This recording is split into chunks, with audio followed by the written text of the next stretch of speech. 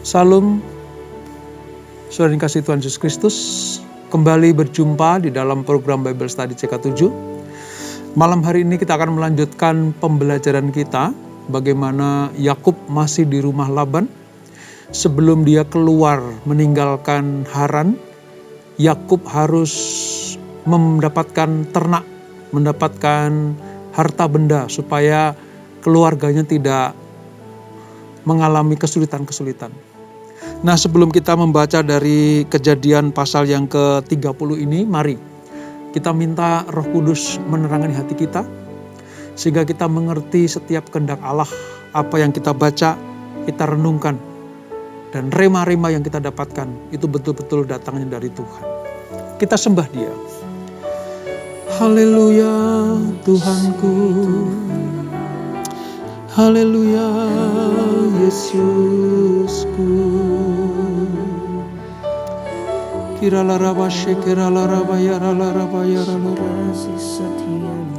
Kau Allah yang setia,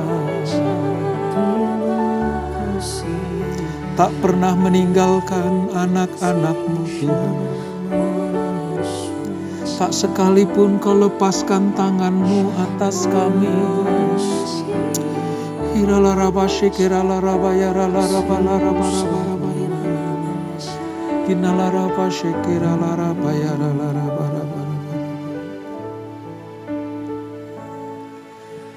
Bapa, Kau setia, Bapa, Kau mulia, tenanglah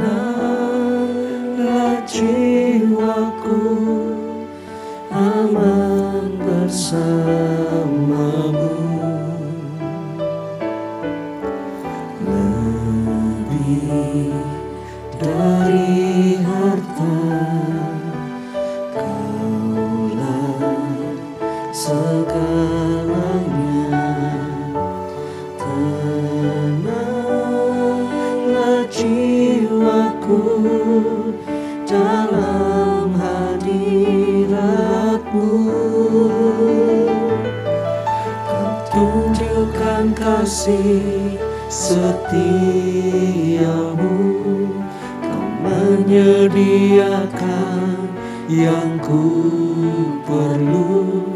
Kau setia, Kau mulia, dulu, sekarang, dan selamanya. Kau tunjukkan kasih setiamu, Kau menyediakan yang ku perlu. Kau setia, Kau mulia, Bapa, Kau setia. Amin Tuhan. Ini pernyataan iman kami kepada-Mu. Bapa, Kau setia, Bapa, Kau mulia, tenanglah jiwaku, aman bersamamu.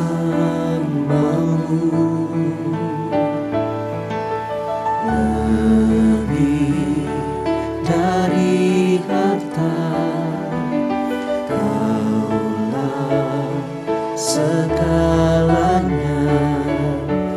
Tenanglah jiwaku dalam hadirat-Mu. Kau tunjukkan kasih setiamu, Kau menyediakan yang ku perlu. Kau setia, Kau mulia, dulu, sekarang, dan selamanya. Kau tunjukkan kasih setiamu, Kau menyediakan yang ku perlu.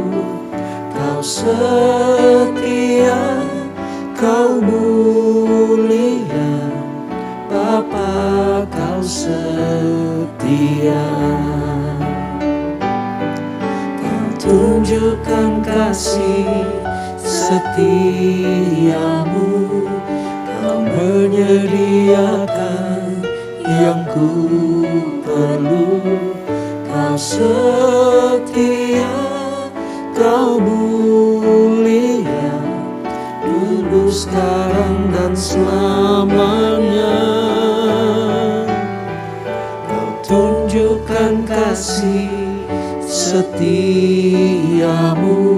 Kau menyediakan yang ku perlu. Kau setia, Kau mulia, Bapa Kau setia.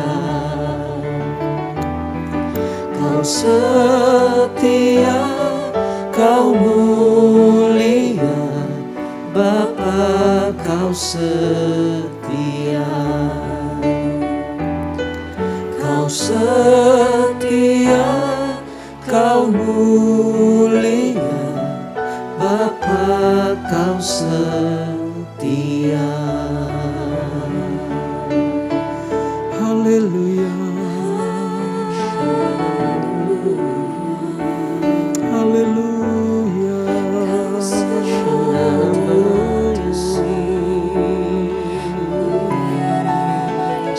Syukur bagimu Tuhan, syukur bagimu. Sungguh besar kesetiaanmu, sungguh ajaib kasih-Mu Tuhan. Haleluya. Shikira lara bayara lara bayara lara bayara. Shikira lara bayara lara bayara lara bayara lara. Ira lara bayara lara bayara. Lara bayara lara bayara. Kau Allah yang setia, Bapa yang mulia, kasih-Mu besar Tuhan. Kau pulihkan hidupku, Kaulah harapanku. Hidupku dalam-Mu, terima kasih Tuhan. Kau selamatkan hidupku, dengan apa kan ku balas segala kebaikan-Mu. Segenap hatiku menyembah-Mu Yesus. Ku bersyukur padamu, dengan apa kan ku balas segala kebaikan-Mu. Segenap hatiku menyembah-Mu Yesus. Ku bersyukur padamu selamanya.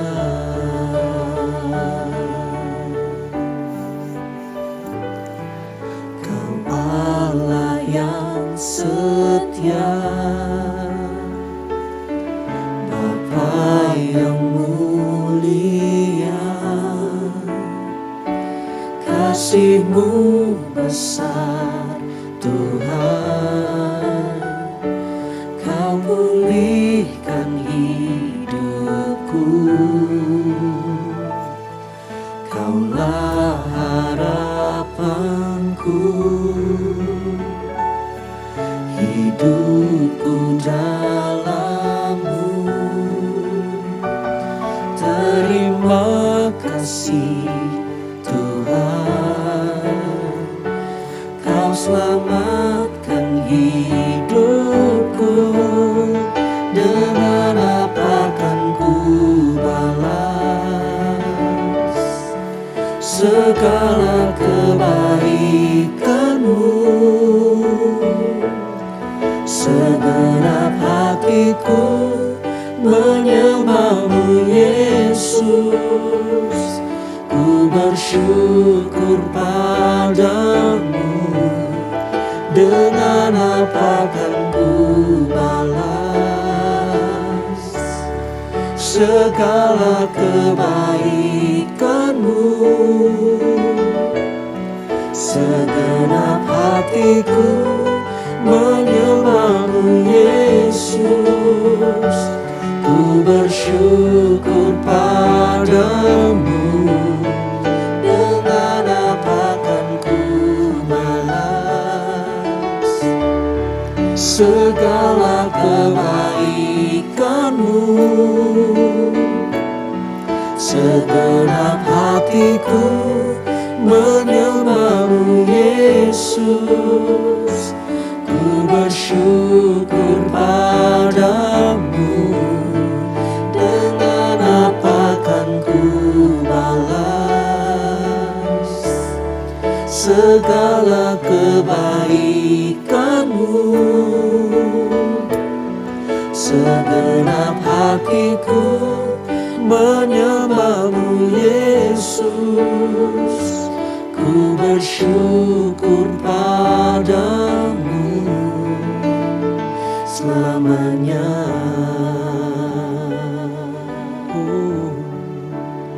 Selamanya, Selamanya ku kan bersyukur. selamanya,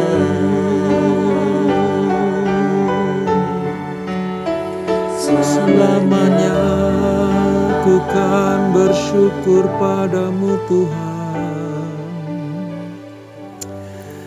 Terima kasih Bapa untuk kasih setiamu, untuk perlindungan, jamahan, lawatan, serta urapanmu. Itu yang senantiasa kami perlukan. Itu yang selalu kami rindukan ya Tuhan. Terima kasih untuk jamahan dan lawatanmu pada hari ini. Kalau sebentar kami akan melanjutkan pembelajaran kami tentang kebenaran firman-Mu, mari terus berbicaralah Tuhan, lewat perkataan apa yang sudah tersurat dan apa yang tersirat di dalamnya, supaya kami betul-betul sempurna mengenal Allah yang benar itu. Urapi kami Tuhan, urapi hamba-Mu ini, menyampaikan kebenaran firman-Mu ini. Di dalam nama Yesus, yang siap belajar firman Tuhan, sama-sama kita katakan, amin. Persiapkan bacaan kita pada malam hari ini saudara, dari Kejadian pasal 30 ayat 25, kita akan mulai ayat 25, pada kisah di mana Yakub sebelum keluar dari rumah Laban, ya, dari Haran itu menuju kepada tanah Kanaan, maka Yakub akan memperoleh ternaknya, memperoleh berkat bagi keluarganya. Nah, sebelumnya itu Yakub itu sudah bekerja di rumah Laban untuk mendapatkan berkat-berkat yang harus dia terima. Laban itu memberikan kesempatan kepada Yakub untuk bekerja. Yakub melakukan dengan segenap hati. Dia melakukan mati-matian pekerjaan itu tanpa upah. Karena ia berjanji untuk mengabdi, ya, sebagai bentuk penggenapan perjanjian Allah dan untuk mendapatkan istri yang dikasihinya pada waktu itu, yaitu Rahel. Selama itu ia telah memperkaya Laban. Sekali lagi, Laban makin diperkaya dengan kehadiran Yakub. Pengabdian yang berat dan tidak adil dia tanggung dengan tekun karena memenuhi janjinya. Yakub seorang yang menggunakan tipu daya pada waktu itu. Yakub memperoleh segala sesuatu dulu pakai tipu-tipuan. Sekarang dia menjadi orang yang pekerja keras yang jujur. Sebuah perubahan yang dahsyat dan luar biasa, saudara. Nah, oleh sebab itu, ketika dia harus bekerja selama 14 tahun untuk mendapatkan Rahel, walaupun nanti dikasih Lea, ya saudara, tapi Yakub dengan mati-matian bekerja dengan segenap hati. Dia betul-betul fokus kepada pekerjaannya sehingga Laban diperkaya oleh Yakub. Nah, setelah merasa bahwa waktunya cukup, lalu Laban juga sudah sangat kaya, maka Yakub minta izin, saudara. Minta izin supaya bisa keluar dari kehidupan Laban atau keluarga besar Laban yang ada di Haran itu.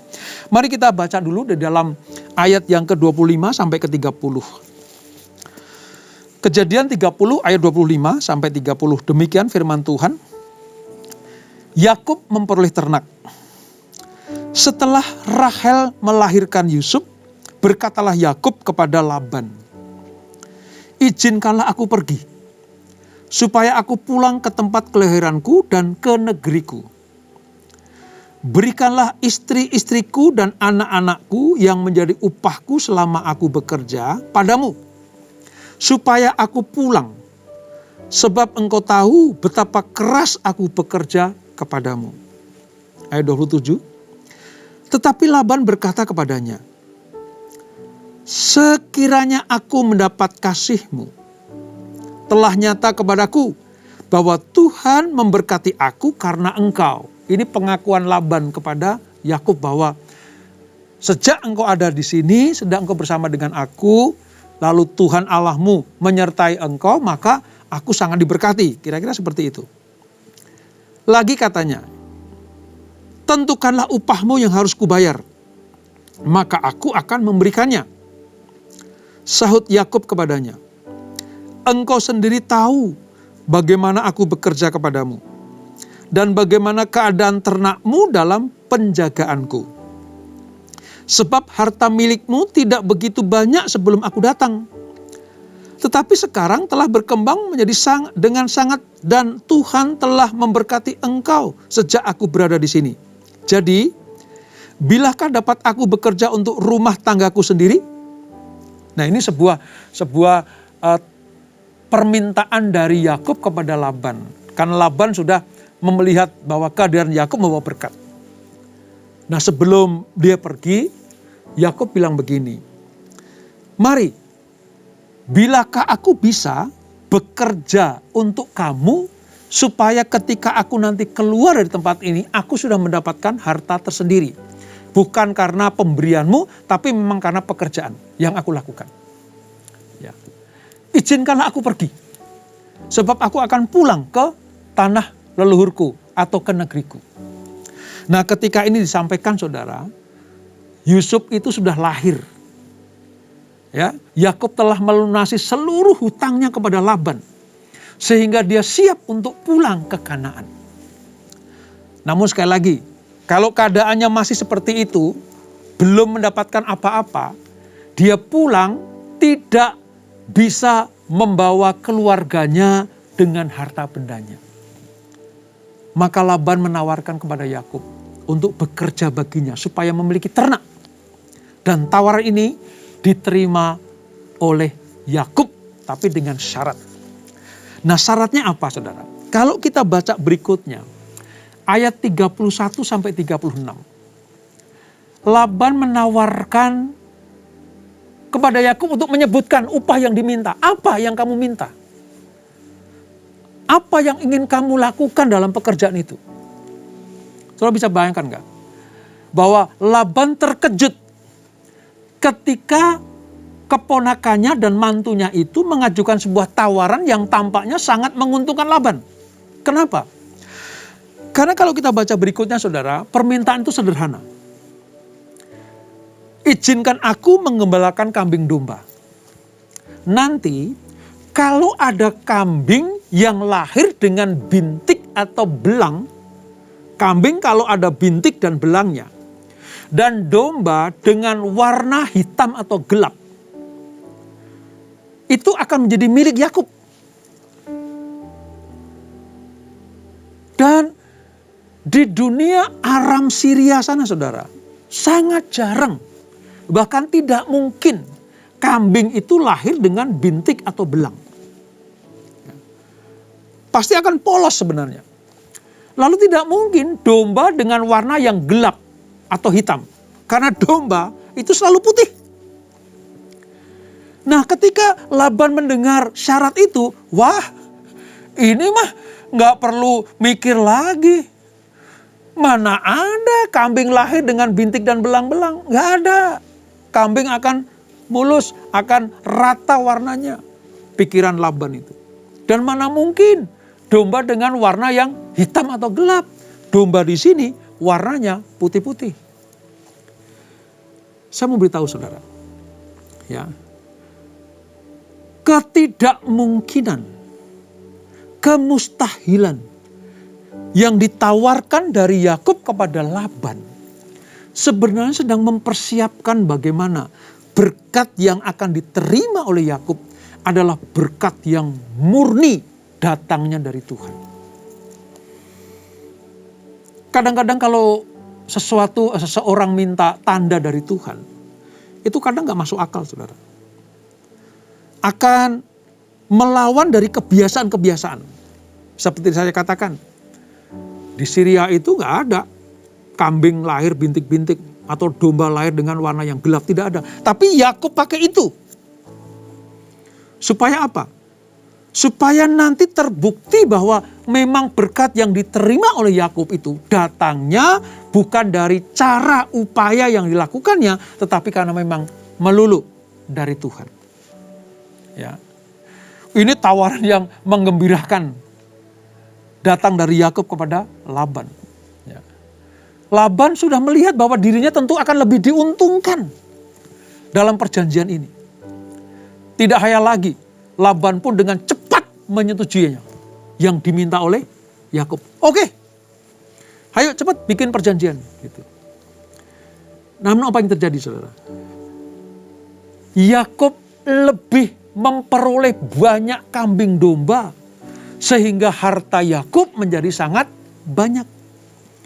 Entah itu kambing, domba, budak perempuan, budak laki-laki, unta maupun keledai. Di ayat 43 kalau saudara baca itu, Yakub mendapatkan semuanya itu. Dikatakan begini ayat 43. Maka sangatlah bertambah-tambah harta Yakub. Dan ia mempunyai banyak kambing domba, budak perempuan dan laki-laki, unta dan keledai. Nah, pertanyaannya mungkin muncul seperti ini saudara. Apakah keberhasilan Yakub dalam memperoleh kekayaan tersebut semata-mata disebabkan oleh kepintarannya atau faktor yang lain? Ternyata Yakub pun tahu dan percaya bahwa bukan karena kemampuannya dirinya berhasil, tapi semua karena ada Allah yang memberkati dirinya dengan keberhasilan. Nanti ya saudara, di pasal yang ke-31, itu pengakuan Yakub tentang bahwa semua yang diperoleh itu datang dari Tuhan. Belajar dari peristiwa yang terjadi pada Yakub ini saudara, hendaknya kita pun tidak menjadi sombong bila kita berhasil. Walaupun itu tanda-tanda mujizat dari Allah terjadi, kita nggak bisa menyombongkan diri. Karena semuanya datang dari Tuhan. Keberhasilan kita itu diperoleh karena Allah berkenan untuk memberkati pekerjaan kita, usaha kita, bisnis kita, pelayanan kita. Ya, Yakub pakai cara-cara. Ya, pakai ranting-ranting, daun-daun yang terkenal di situ, hawar, ya, berangan, itu apa? Hanya sebagai alat sarana untuk menyatakan mujizat Allah terjadi. Ranting-ranting yang dipakai oleh Yakub ketika anak domba-domba itu berkelamin, mengeluarkan anak-anak yang dia minta sebagai tanda itu hanya sebagai sarana. Semua alat, semua properti, ya, semua yang ada dalam diri kita itu dipakai Tuhan sebagai alat. Bukan alat itu yang menentukan, tapi Tuhan yang menentukan. Itulah sebabnya kenapa harus kita menyadari bahwa segala keberhasilan kita, kesuksesan kita, kekayaan kita, ya, itu semuanya datangnya dari keputusan Tuhan. Lalu ada pelajaran juga buat kita semuanya saudara tentang bagaimana Yakub ini pamit kepada Laban untuk kembali ke Kanaan saudara. Kenapa saudara? Karena Yakub sangat rindu ada di rumahnya yaitu Kanaan. Ingat waktu dia ke Haran ke rumah Laban, dia hanya numpang lewat untuk tinggal sementara. Untuk tidak menetap selama-lamanya di situ.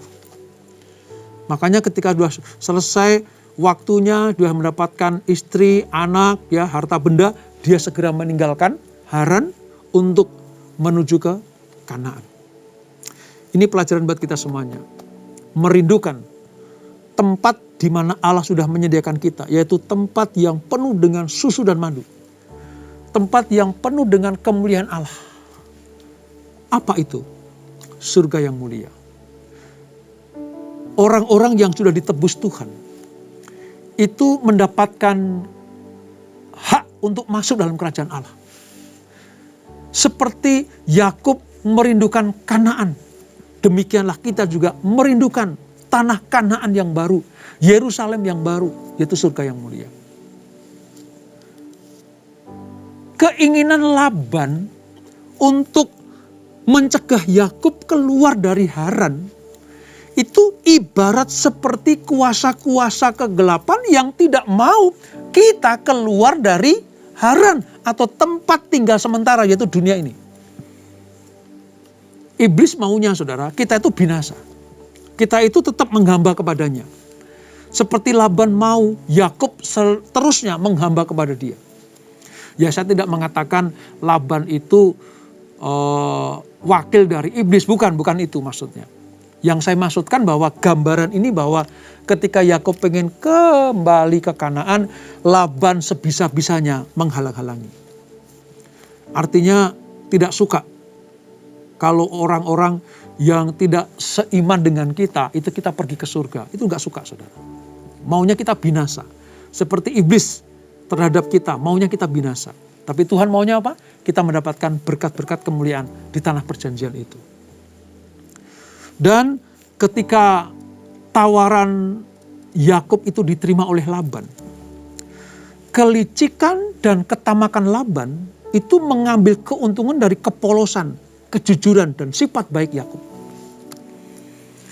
Seringkali memang kita jumpai bahwa orang yang polos, orang yang jujur, orang yang baik hati itu kadang dimanfaatkan oleh orang-orang yang memiliki sifat licik dan tamak. Seperti Laban ini. Mempergunakan kepolosan, kejujuran dan sifat baik Yakub untuk memperkaya dirinya. Ini tidak boleh terjadi dalam diri orang percaya saudara. Kalau saudara pada posisi pemimpin, leader, gembala, kul atau gembala apa saja. Saudara tidak boleh mempergunakan atau saudara tidak boleh mencari keuntungan lewat orang-orang yang jujur, orang-orang yang polos dan baik hati ini. Tidak boleh memanfaatkan mereka. Kalau memang dia pekerjamu, karyawanmu, ya mereka harus mendapatkan hak yang sama. Hak yang menjadi bagiannya diberikan. Jangan pernah kita berbuat licik dan tamak sewenang-wenang kepada orang-orang yang polos, jujur dan sifat baik seperti terwakili oleh Yakub itu saudara. Supaya apa? Supaya hidup tetap berkenan kepada Tuhan. Kalau dari sisi Yakub sih terserah lo mau licikin gua, lo mau bikin tamak terhadap gua, itu urusan kamu. Tapi urusanku adalah menggenapi rencana Tuhan. Jadi Yakub itu fine-fine saja, saudara.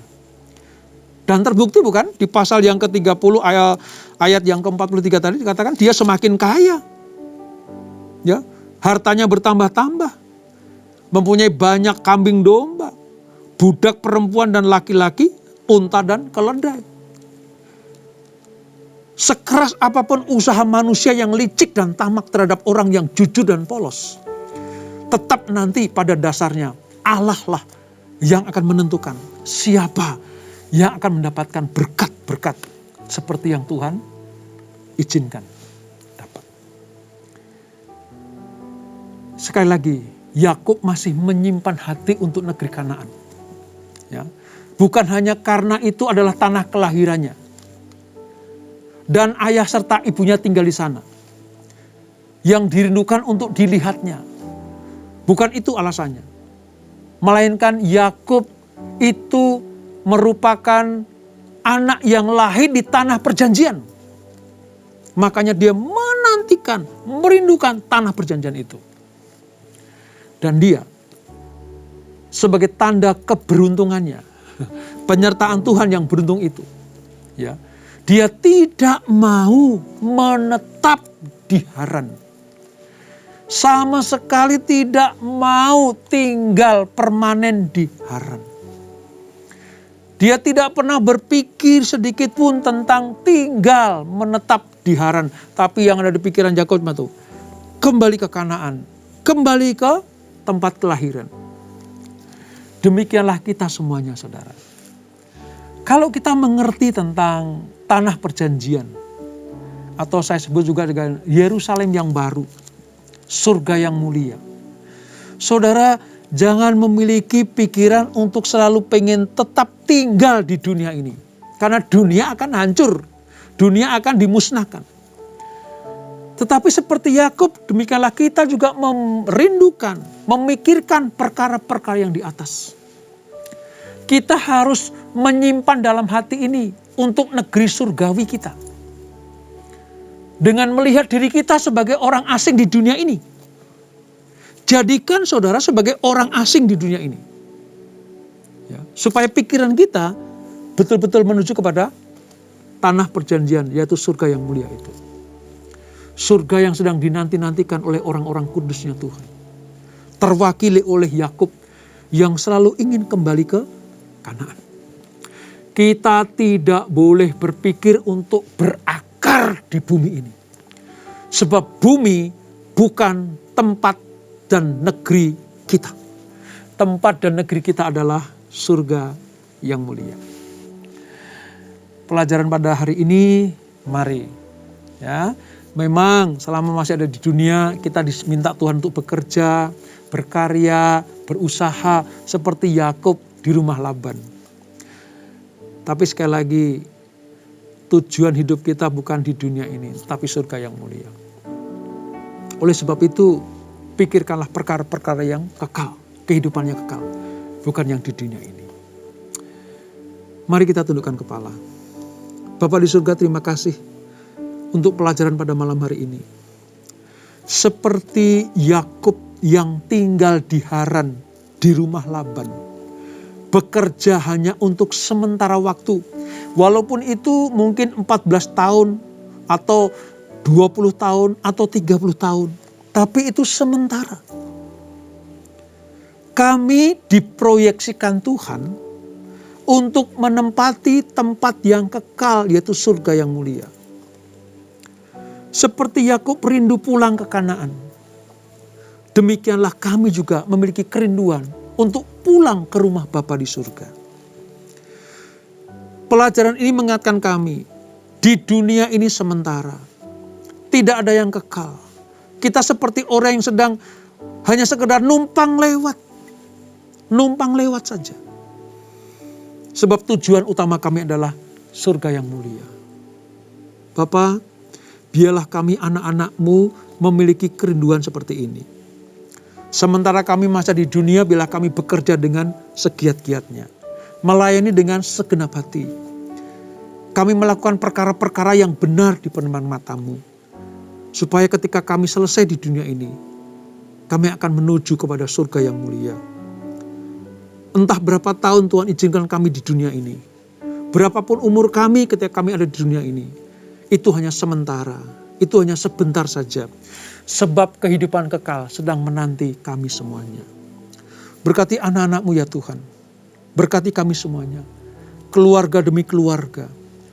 Para ayah dan ibu yang membesarkan anak-anak mereka. Yang bekerja dan beraktivitas, Tuhan berkati. Berkati juga seluruh umat-Mu yang menantikan berkat-berkat yang mereka rindukan. Entah itu pekerjaan, usaha, bisnisnya. Biarlah Tuhan jadikan berhasil. Seperti Engkau memberkati Yakub ketika diberikan ternak-ternak yang banyak. Demikianlah Engkau memberkati anak-anak-Mu yang taat dan setia. Mau bayar harga untuk memikirkan perkara-perkara yang di atas sana. Berkati para pelayan-pelayanan-Mu. Biarlah para pelayan Tuhan ini betul-betul taat dan setia.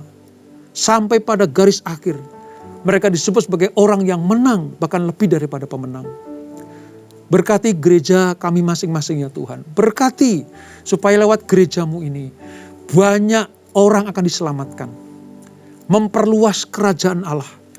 Lewat amanat agung Tuhan Yesus Kristus. Sehingga kami boleh mewartakan kabar baik ini. Kami boleh mewartakan kabar sukacita ini. Bahwa di dalam Yesus Kristus, maka kami akan masuk ke surga yang mulia, ke Yerusalem yang baru itu. Hamba-Mu berhenti berbicara, Roh Kudus yang akan menyempurnakannya. Terima kasih Bapa. Sekarang kami mengerti bahwa tujuan hidup kami adalah rumah Bapa di surga. Sebelum kami tinggalkan acara ini, kami siapkan hati kami untuk terima berkat yang daripada-Mu. Kekasih-kasih Kristus arahkan hati kepada Tuhan. Terimalah berkat, kasih anugerah dari Allah Bapa yang berlimpah-limpah di dalam Anaknya yang tunggal Tuhan Yesus Kristus dan persekutuan yang masih dalam Roh Kudus menyertai kita semuanya mulai saat ini sampai Maranatha. Kita dijemput oleh Tuhan Yesus, bertemu di awan-awan yang permai, menikmati kemuliaan kekal sampai selama-lamanya. Yang diberkati, sama-sama kita katakan amin. Shalom.